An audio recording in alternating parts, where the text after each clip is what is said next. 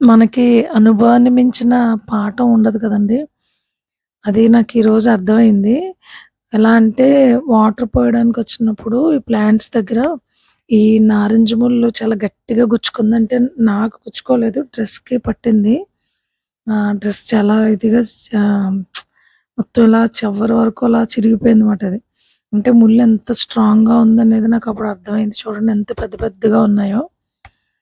ఇది ఆల్రెడీ కింద కొమ్మలన్నీ కొట్టించేశారు. అయినా గూడా ఇది కింద నుంచి మళ్ళీ చిగుర్లొచ్చేసినాయన్నమాట. సో, ఈ కొమ్మలన్నీ చాలా జాగ్రత్తగా కొట్టేయడం జరిగింది. ఇది నాటుది గదండీ! అందుకని అనుకుంటా ఇంత స్ట్రాంగ్‌గా ఉన్నాయి దీనికి ముళ్ళు. అందుకే ముళ్ళ మొక్కల్ని ఇంటి దగ్గర ఎయొద్దని చెప్తారేమో! నాకిప్పుడు అర్థమైంది. చాలా అన్నమాటండి. ఎంత షార్ప్‌గా ఉన్నాయంటే చెట్టంతా కాయలే ఉన్నాయి.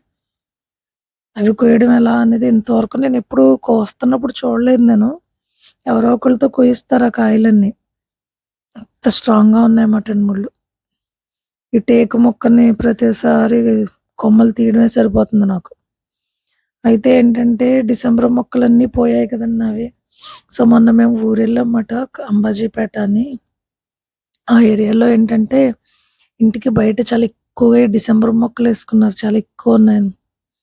సో, 5, 6 కొమ్మలు విరిచేసాను. ఆ రోజైతే నాటడానికి అవ్వలేదు.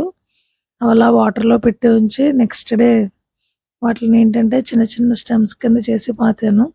ఇప్పుడు అక్టోబర్, నవంబర్ ఆ టైంలో పూసే పువ్వులకి ఇంత తొందర ఏంటి అంటే, నా ఓల్డ్ ప్లాంట్స్ అన్నీ పోయాయండి.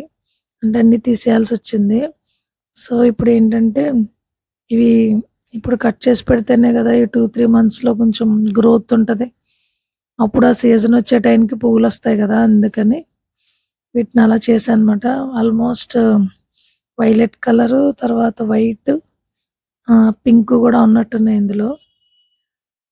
ఇవన్నీ కట్ చేశానంటే ఆకులు బట్టి మనకు తెలుస్తది గదా! ఇంతకుముందు నాకున్న మొక్కల అనుభవం బట్టి. సో, వాటన్నింటిని ఏంటంటే చిన్న చిన్న స్టెమ్స్ కింద చేసి నాటానమాట. అయితే ఒక 1 వీక్‌లో వచ్చేస్తాయి ఇవన్నీ. ఒక 3 ఏమో ఓన్లీ సాండ్‌లో పెట్టాను. ఒకటి మాత్రం మట్టిలో పెట్టాను. అంటే డిఫరెన్స్ చూద్దామని. రూటింగ్ ఎలా వస్తదో డిఫరెన్స్ చూద్దామని. ఇవి స్టెమ్స్ చాలా చిన్నగా ఉన్నా గూడా వస్తాయి. అడగకుండా విరిచేసాం కాబట్టి పైనున్న కొమ్మలే విరిచేసానండి రోడ్డు పక్కనున్నాయని.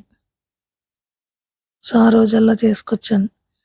ఎప్పుడైనా మన దగ్గరున్నవి పోతేనే కదా దాని విలువ తెలుస్తది. దట్ వాటిని ఎంత తొందరగా మన దగ్గరకొస్తాయా అని నేనైతే అలాగే చూస్తాను. One by one, one by one మళ్ళీ అలానే మొక్కలు నాటుతున్నాను.